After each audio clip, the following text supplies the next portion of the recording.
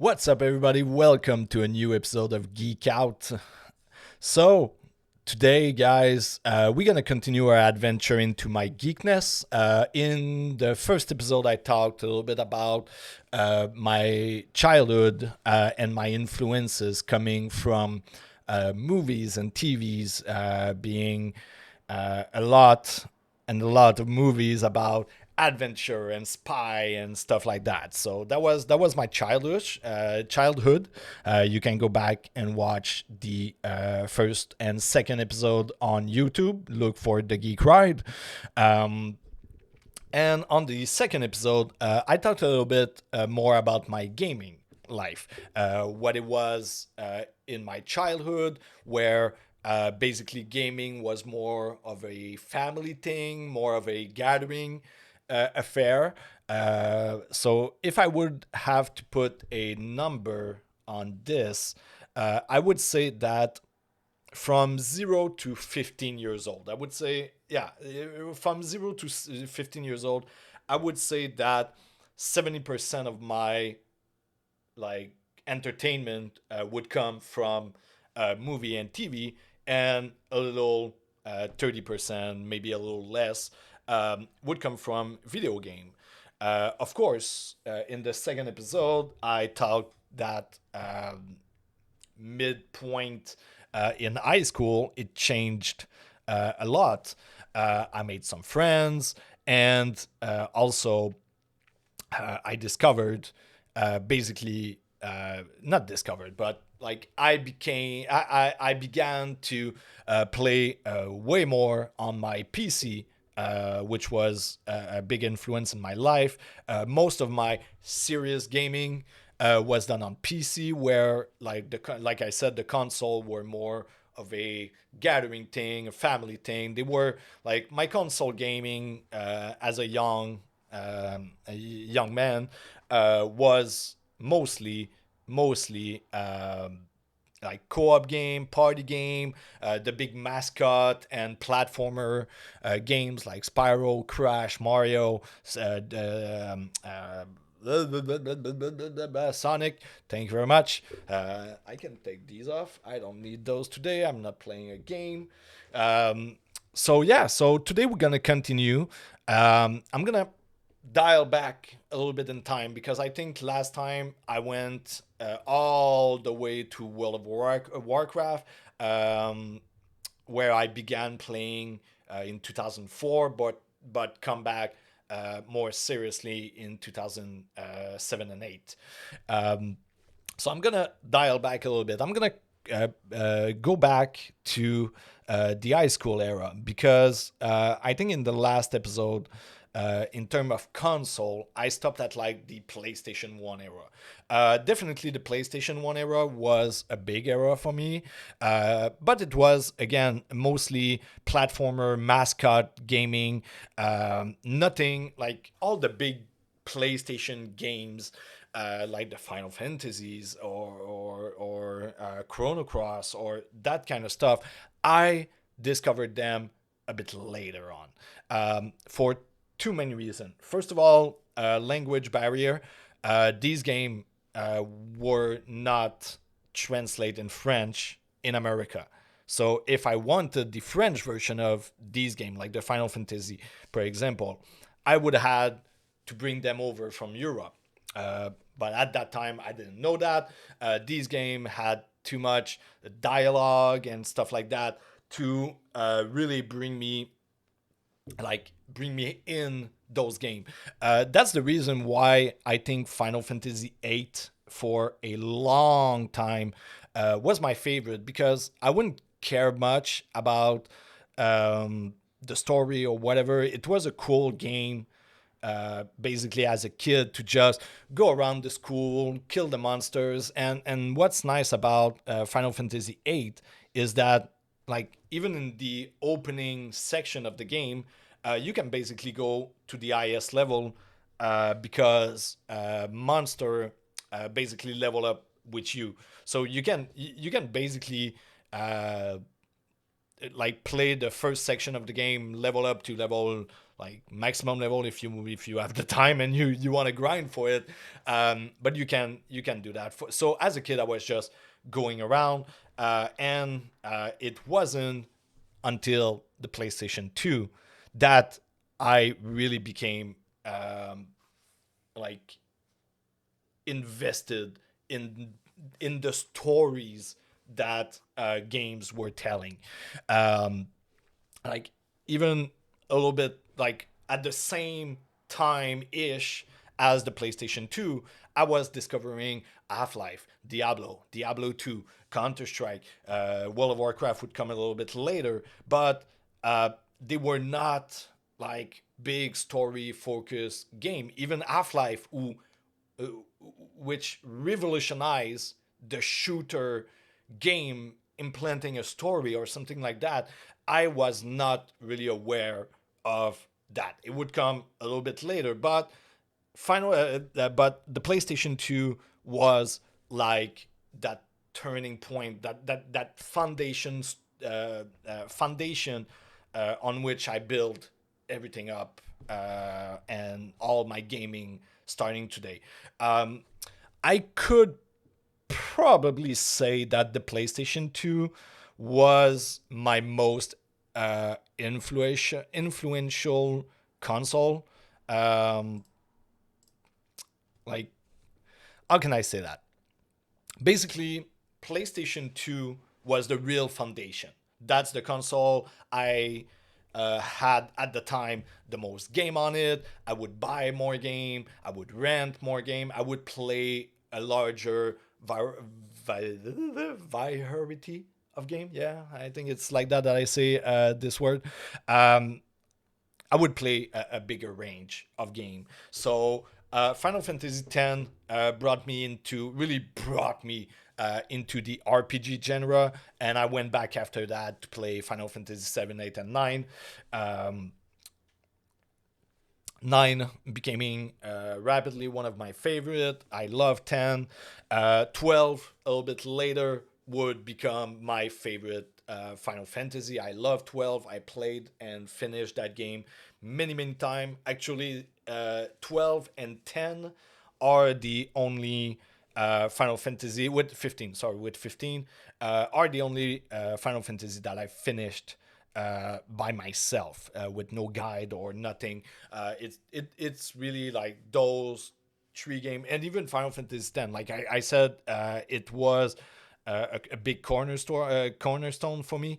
But even 10 at the time, I didn't finish it. It was really like 12 was the one I got so madly in love with it, with the battle system and the gambit system and stuff like that. And then I went back from 12 to 10, finished 10, loved 10, went back 9, finished 9. No, never finished 9.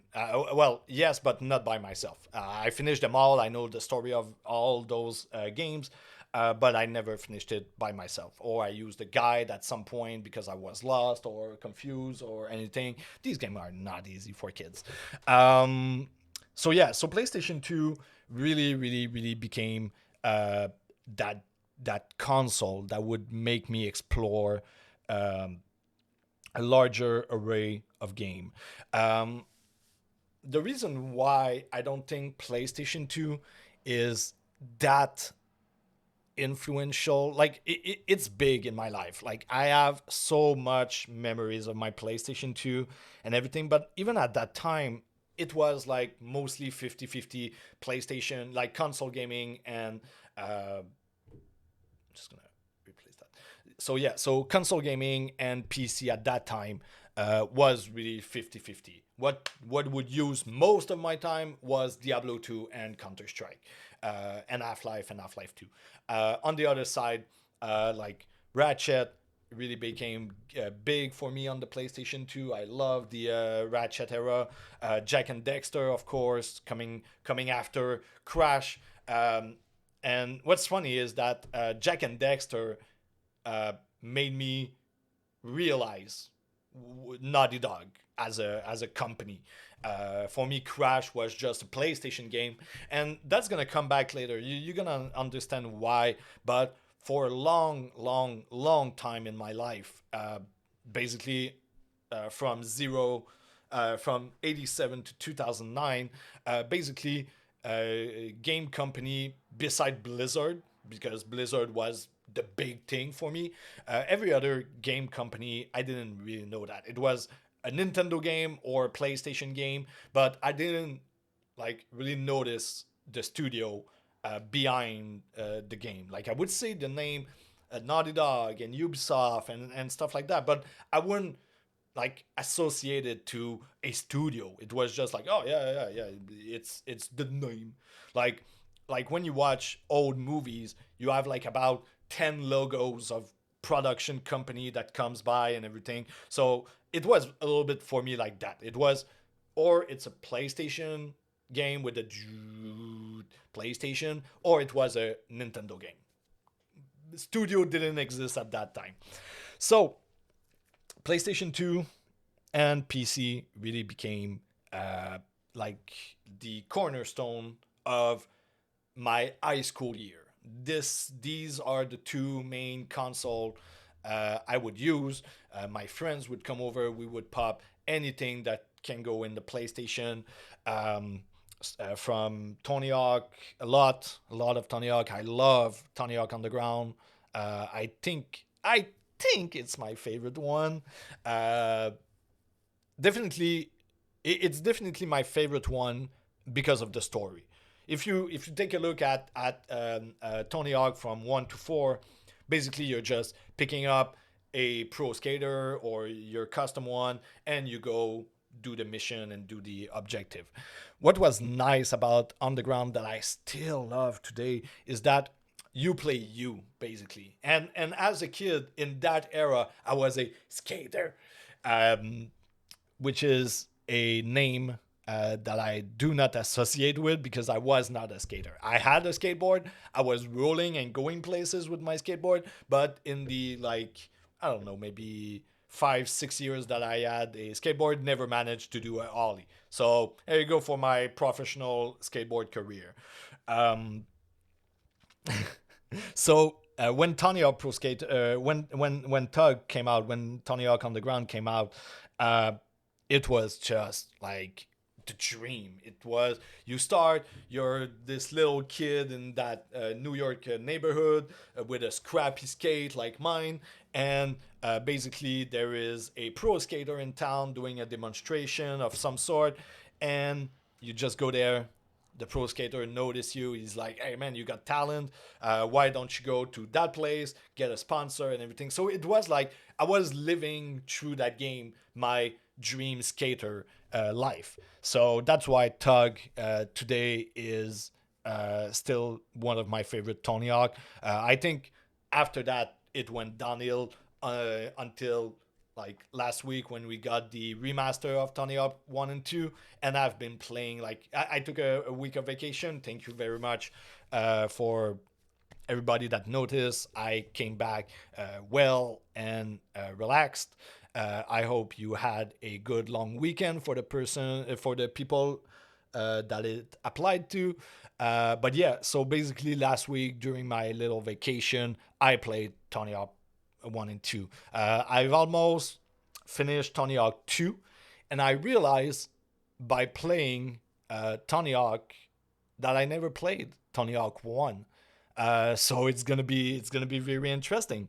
Um, I remember having the CD at home, the disc at home of Tony Hawk 1, but I think me and my friend would just always play Tony Hawk 2.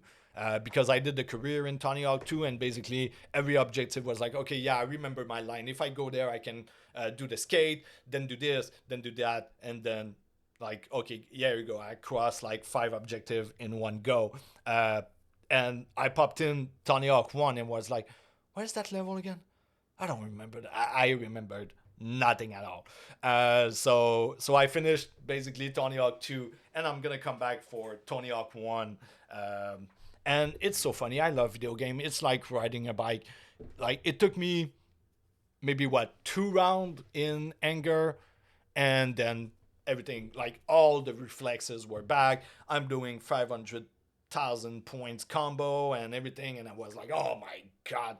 Like for me, playing that game on my PlayStation 4 was like if last weekend I was with my best friend, 12 years old, and just playing Tony Hawk 2 Horses match on and on and on and on. So yeah, so PlayStation 2 again, a big, big, big influence in my life. Like I said, uh, it broadened my vision of what game can be and what games can do. I discovered a lot of good RPGs. The PlayStation 2 made me went back in time and play RPGs on the PlayStation 1, Chrono Cross being one of my ultimate favorite. That opening theme is, in my opinion, one of the most beautiful game theme uh, ever. I love the team of Chrono Cross. I love the characters of that game. So yeah, so PlayStation 2, big high opening, um, and that was it. That was my high school. So basically, my high school was every night after school. The game, well, not every night, but like on the weekend, friend would come over. It would be the PlayStation time. We would play PlayStation all weekend. Go rent 3 days rental game, and during the week is was basically Diablo and Counter Strike nonstop. I would wake up earlier in the day to play a few rounds of Counter Strike before going to school, and then as soon as I come back to school, it was Counter Strike nonstop. Come on, big boy. Yeah. You wanna come and bother me? It's all right. You're good. Come here, buddy. Come here, buddy. All right. Here you go. For people who don't know, this is Bruce. Hello, Bruce. All right. Go in your bed. All right. You're good. All good. Are you gonna sleep there, or are you just gonna walk around and knock my camera down? No, you're good. All right. Um, Stop moving. You piece of shit. You little piece of shit. All right. So yeah. So after that, things became very interesting. So my favorite console of all time is the PlayStation 3. I could say PlayStation 4, but for me, PlayStation 4 is basically a PlayStation 3 more powerful. The style of games are still pretty much the same. Uh, but when the PlayStation 3 came out, um, it was like I got the PlayStation 3 about the same time. So now we are, uh, high school is finished. 2004, got out of high school, got a few years there, here and there, that I just basically kept playing what I've been playing all my life. Meaning a lot of World of Warcraft and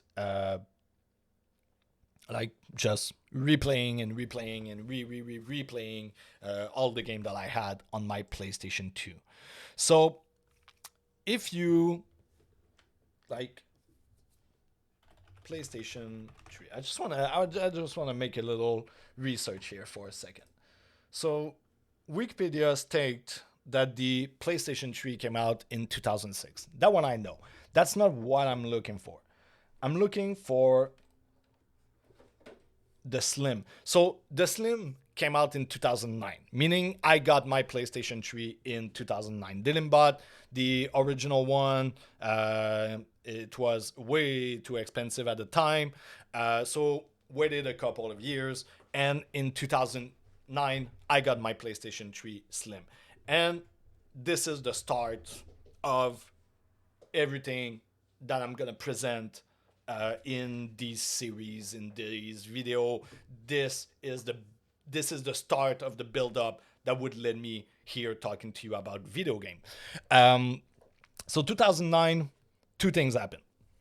Two very very very important thing in my life happened. First, got my PlayStation 3, and that was the beginning of the end. This is when I really started to call myself a gamer. If I said that before that, I would say like 70% of my life would be TV and movies, and 30% of my life would be video game. This is where it went to shit.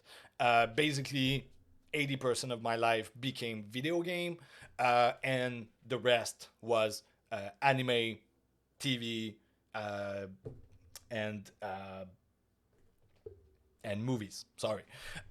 So for this episode, we're gonna stay on the video game side. I have a little bit more to say on the TV, movie, and anime side on like the last video. The last part will be like what's my geekness, like what did I discovered starting in 2000 like 9-ish, 2007, 9, up to today into the TV mode, like on the big screen. And today I'm gonna stick to video game. So 2009, got my PlayStation 3 Slim, and like I said, everything went to shit. So if I stay on the PC side, from that point on until 2016, it was mostly World of Warcraft, Blizzard. Um, that was about it. Like I would play from 2008 to 2016. The only thing I would play on my beautiful machine would be Blizzard game, World of Warcraft, Warcraft 3, that kind of stuff. Counter Strike was already out. Half-Life 2 came and became my favorite video game, but I wouldn't play much shooter on my PC anymore. It would be like everything gaming beside World of Warcraft basically moved to the console. Where before that it was the opposite. Every game that I would discover would be on the PC, and like my party jam games would be on the console. All changed, like I said, like the the the purchase, like the obtainability of the PlayStation 3 when it came to my house. This is like big. And I said there were two events. So the first one was PlayStation 3 coming into my home. Second was basically the start of my career. I was still in school at that time. I was studying in graphic design, and I got a job in a beautiful company, a bicycle part distribution company, and I would be hired as a graphic designer for them, but also do customer service and technical service for shops and repairman and stuff like that. The thing was with that company is that 50% of our clientele would come from the English side of the Canada, and 50% would come from the French side of Canada.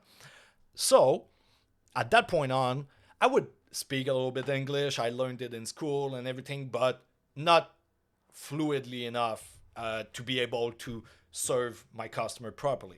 So this is where basically I shift all my life from French to English. So like beside the music that I was listening in English, like I started listening to my movies, TV shows, everything in English.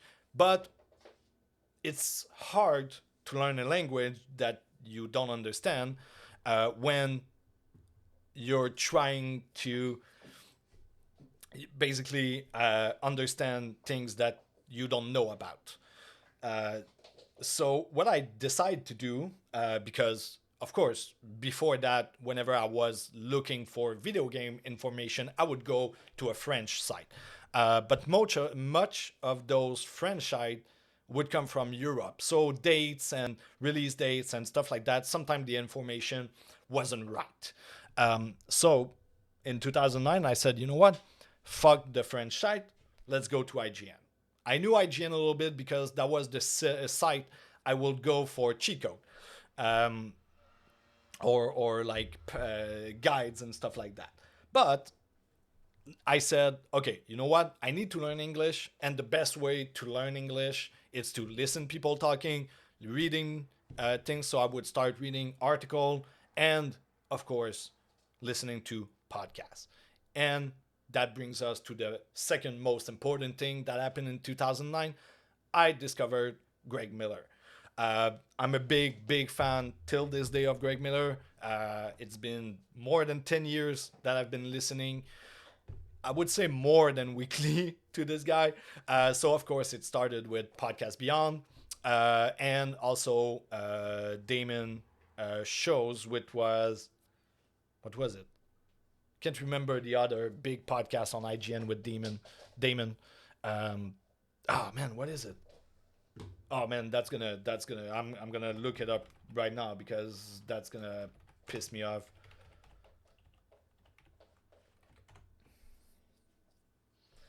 Demon Hatfield.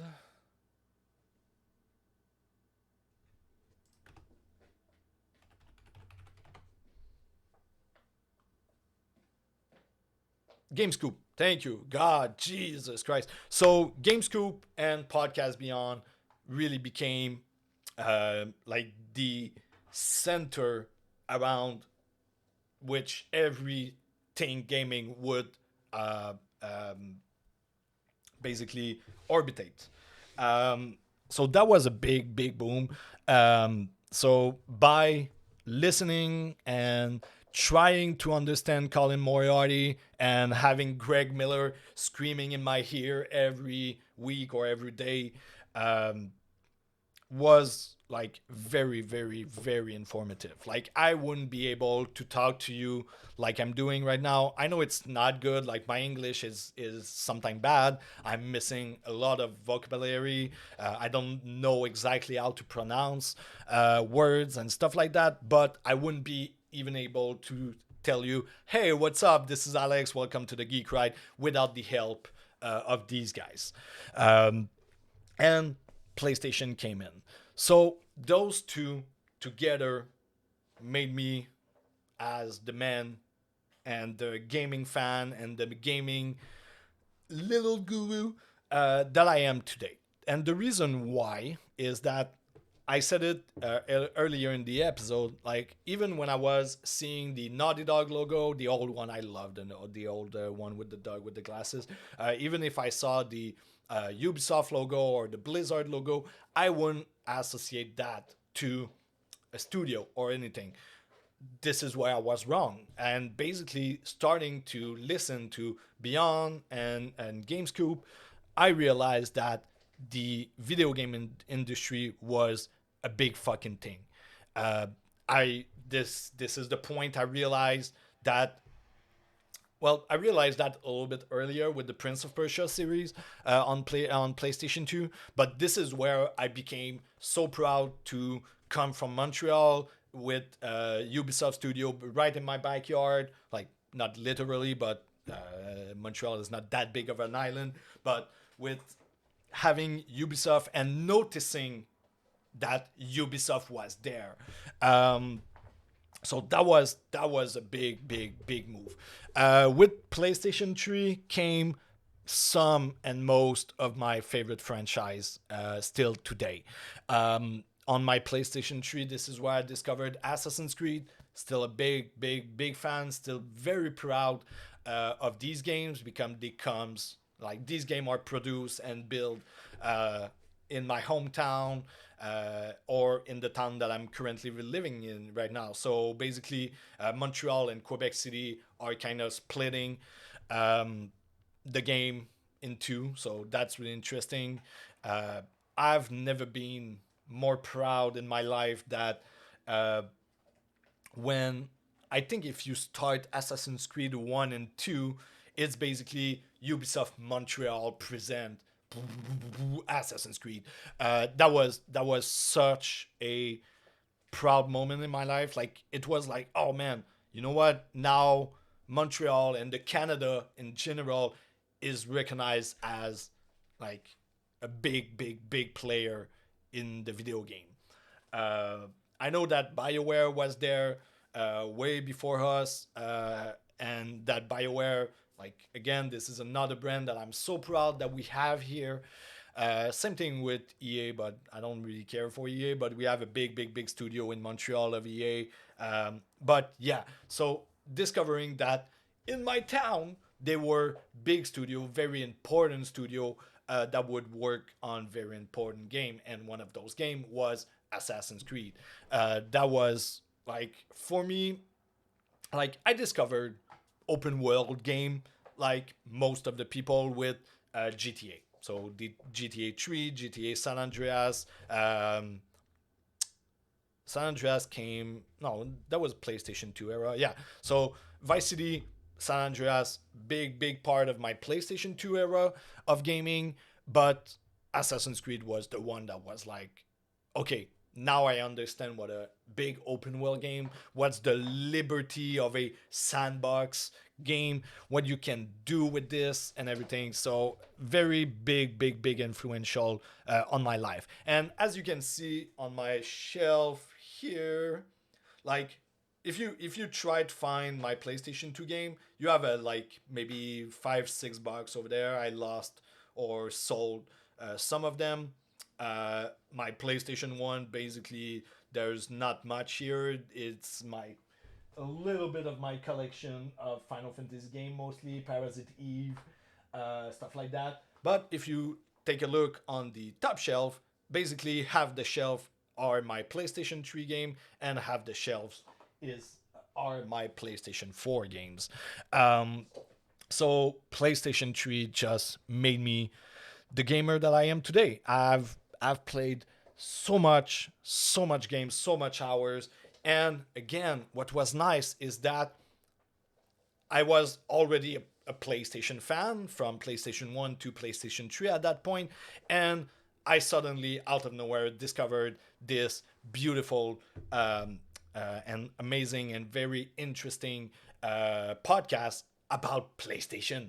So it was really nice to go around and listen to these guys, and that opened my mind, like I said, about video game, and they became at that point more than just the thing that I sit down and play.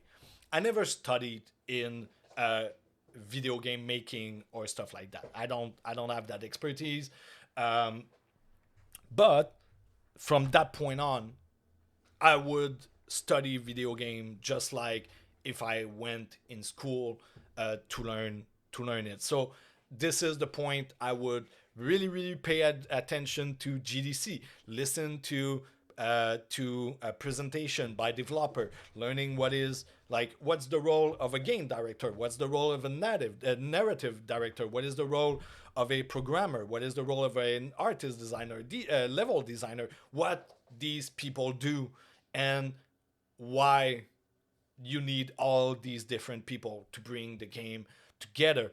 I would watch, like, now it's better, but I would watch like with No Clip. No Clip is one of my favorite podcasts now. Well, not very podcasts. They do documentaries about games, but I never missed a goddamn video. This is the era I discovered Jeff Keighley. Like I by like discovering Greg Miller, by knowing who Greg Miller is, I got so aware of everything around. I was listening to E3 presentation way earlier than that, but in 2009 it was like, okay, now I really have to pay attention to E3. How do games studio present their games? Okay, so at the point in time it was like, okay, so 3 years before the game launch you had the teaser, the next E3 was the trailer, next E3 before the game would come out would be the gameplay trailer, and then the game would release probably in that year. It changed a little bit now. It's easier now to send the information directly to YouTube or the internet. So the pacing is not exactly the same, but it's still basically the same structure. More than that, so listening to podcasts beyond and Gamescoop made me just like open YouTube every night, and I'm still doing it today. I'm like most of my time now is spent listening to podcasts, listening to developer, listening to artists talking about their work and teaching me. Like I just want to be taught all these things, not because I want to work in that domain or because I want to become a future IGN podcaster or anything. I just do it because I love it. I love to understand how things are made, and I was the same as a teenager with movies. Like the thing I loved the most about movies was looking at the special feature and the making of and stuff like that. And like this is one of my big complaints today. Like Lord of the Ring spoiled it for me because they have this wonderful like 9 hours documentary about how they made the trilogy. And to be honest, I think I've watched the documentary at least like for every two times that I watched the movie, I've watched the documentaries and I've watched this movie a lot. But like I want more of that, and I'm pissed because now everything is on streaming, and those special feature only come like if you buy the DVD or the Blu-ray or you buy it on iTunes. Like I was so happy when Disney made the making of for Frozen 2 available on their platform, and I want more of that. I love to know that there is a crazy artist in New Zealand that spent 3 years making chainmail by hand, so much so that he lost his fingerprint. Like like this is mind blowing for me. This is the things that I love, and this is the thing that today continue to interest me. And every new game that comes out, like I play the game and then I'm trying to find every interview with the developer or any or a little video of something of somebody on YouTube making like pinpoint like technical things about the game. This is what I love. Like more than playing the game, I love to know what's behind it. What's the cultural influence of a game and stuff like that. Like I haven't played Last of Us 2 right now. Okay, I haven't played it yet. I save myself from the spoiler, but if one thing that I don't save myself from is seeing the impact of that game on the community, seeing why people love and hate the game, why do these review bombing exist and stuff like that. I find it so interesting. It has a lot to do with my marketing background. So basically, I'm more interested into how company present and announce their game more than the game itself. Sometimes, like I will follow more game development than game that I play. Um, and it started in that era because of mostly Greg Miller. I'm gonna talk more about Greg Miller and Kind of Funny on the next episode because I'm gonna come back to TV and stuff like that. But yeah, so let's go back to video game a little bit. So PlayStation 3 was just the treat. Um, like I don't know where to start. Like Assassin's Creed, of course, was a big one for me. Um, I said it. Like Ubisoft really became one of the like more influential company for me. Mostly because they were coming from Montreal, and I had that pride in me saying like, yeah, man, that game is coming from my own town. This is awesome. What else? What else do I have in these little shithole of my PlayStation 3 era? I just went back. Like my memory is not what is used to. Of course, I discovered my favorite game of all time in that era, which is Mass Effect 2. I discovered it on Xbox 360 because my roommate at the time had an Xbox and Mass Effect 2 was on it. And then when the trilogy came out on PS3, this is where I went nuts with that game. I would replay and replay and replay that game. If you like Mass Effect 2, I'm currently playing it on the channel right now. Well, not right now, but I'm gonna do it tomorrow. 9 a.m. Come and watch me play Mass Effect. It's my favorite game. It starts the Geek Out and Play season very well, I think. Um, so yeah, so open world RPGs. Uh, what else? Like shooter. I played Black Ops. Like Call of Duty became with my PlayStation 3 one of my main attraction. Where Counter Strike was for my young teenager year, like the competitive shooter I would play. And when Black Ops and especially Black Ops 2 came out, this is where me and my best friend just went fucking crazy. Basically, in Black Ops 2, we brought the character to the highest prestige level. We gold every gun in the game, and it's just insane. I spent so much, so much hours into Call of Duty Black Ops 1 and 2.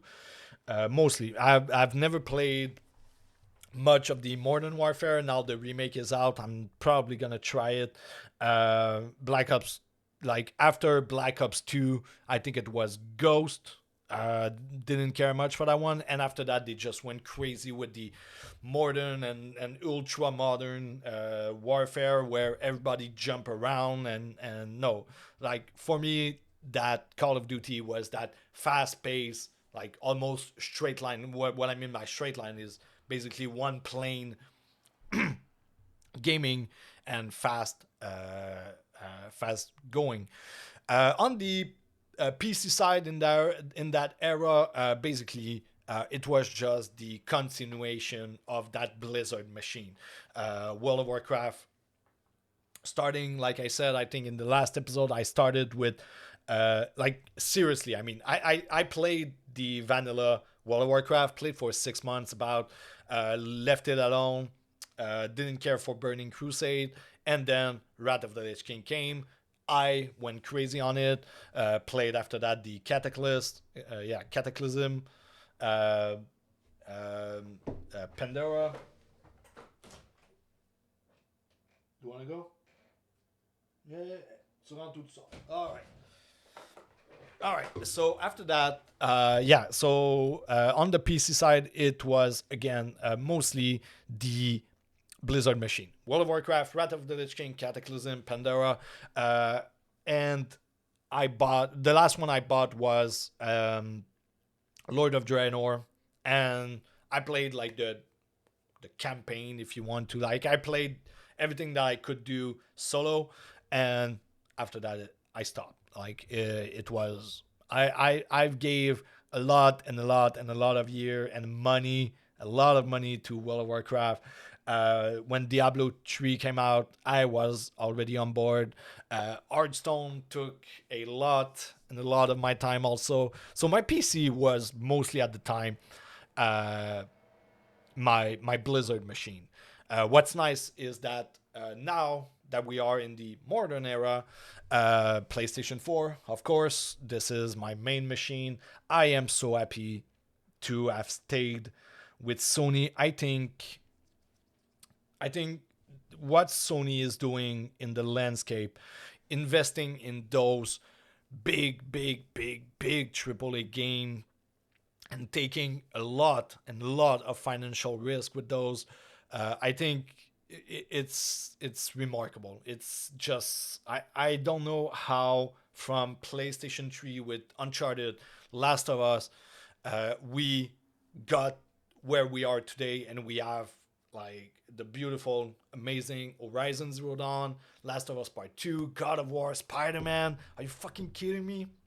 Like the last few years of gaming have just been amazing, and I'm still so like, even if I don't play as much as I used to, I would say, like I said, that is shift. Like during my PlayStation 3 era, 80% gaming, 20% the rest.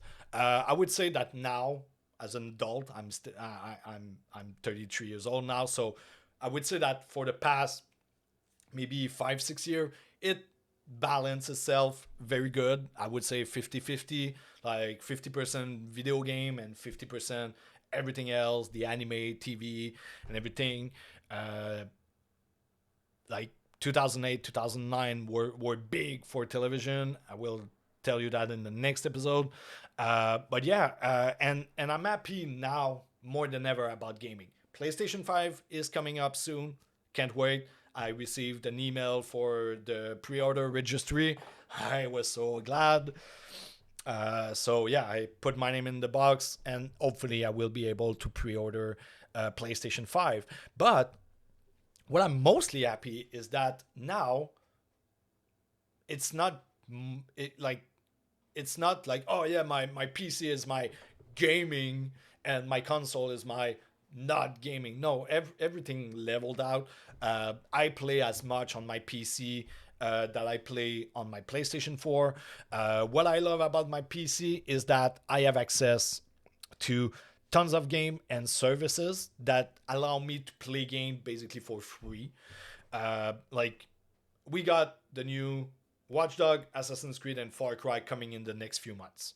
Okay, this is insane. Like we got 3 Ubisoft AAA coming in the next few months, and I'm sure on Saturday, September 10th, they're gonna announce when God and Monster is coming out. I don't fucking care about the new title. God and Monster is coming out soon. I think it's Phoenix something. It's so stupid. Like they basically type random and a name came out. God and Monster was perfectly fine, and it was describing very well what we would expect from that game, especially after that first trailer.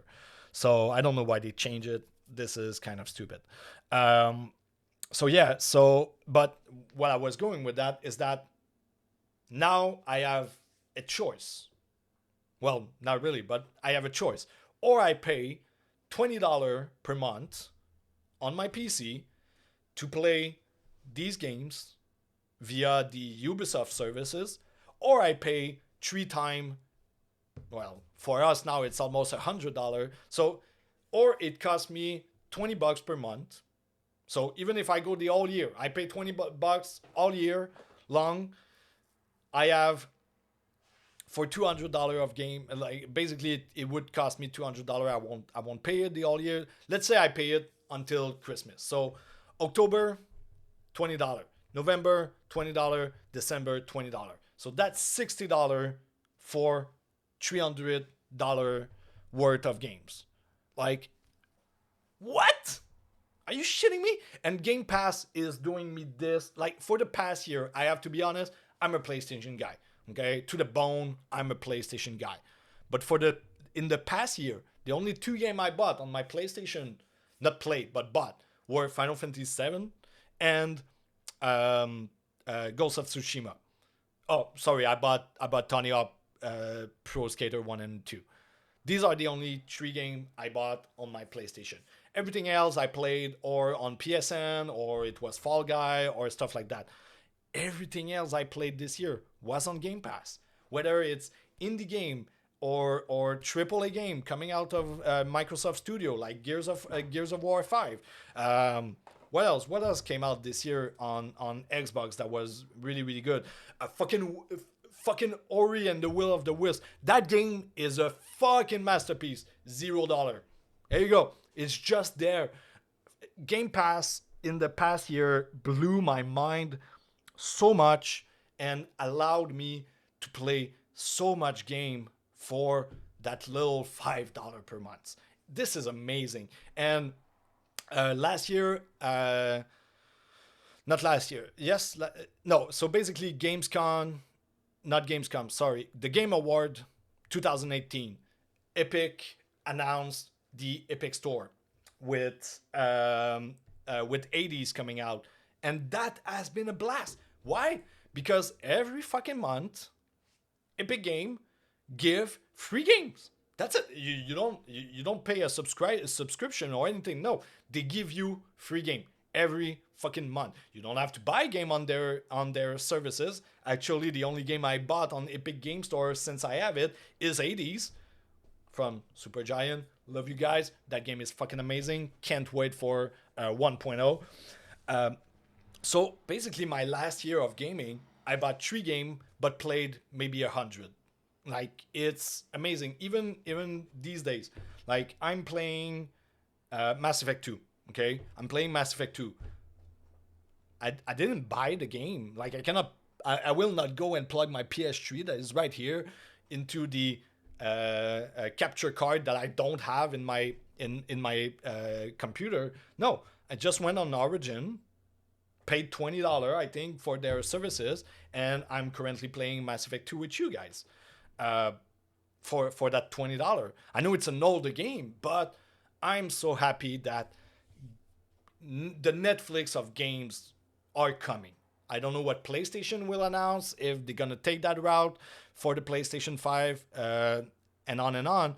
But I'm happy that other brands are doing it, so I can spend less money, play more game, and then go on my PlayStation and now choose the game I want to buy. Because, like I said, in Canada, games are fucking expensive.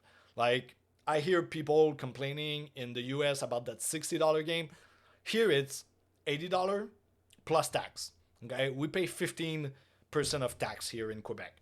Okay, so that means the game is $96 tax in. That's fucking $100. Like, I make money. I'm an adult. I have a good job and everything.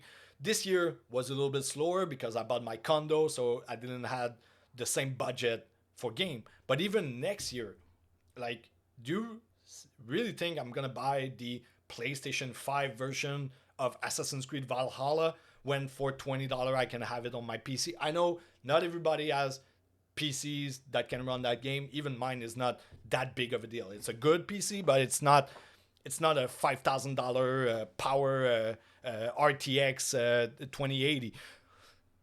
Which bring me to my some point. Have you seen the Nvidia presentation? Man, that 3080 and that 3070 for the price they announced, this is fucking crazy. Fucking crazy. So basically, next year you can buy a $1,500 PC that would blow basically a $4,000 PC of this year into space. Like, it's gonna be amazing. Nvidia, I love you guys. You're yeah, you're the best. But like I said, I don't have that big of a PC. I have a 1060 Ti. That's what I have. I don't even think it's a Ti. I think it's just a GTX 1060 with a i7 6 core. Like, very very good PC. $1,000 PC. That's it. That's only $1,000. A little bit more. But because Game Pass and Epic Game and Twitch Prime, you have Amazon Prime, you have Twitch Prime, free games every month. So, like, I see the switch that the company want to take, and it brings me hope that in the future I will be able to play more game, pay less for them, subscribe to a Netflix services or anything.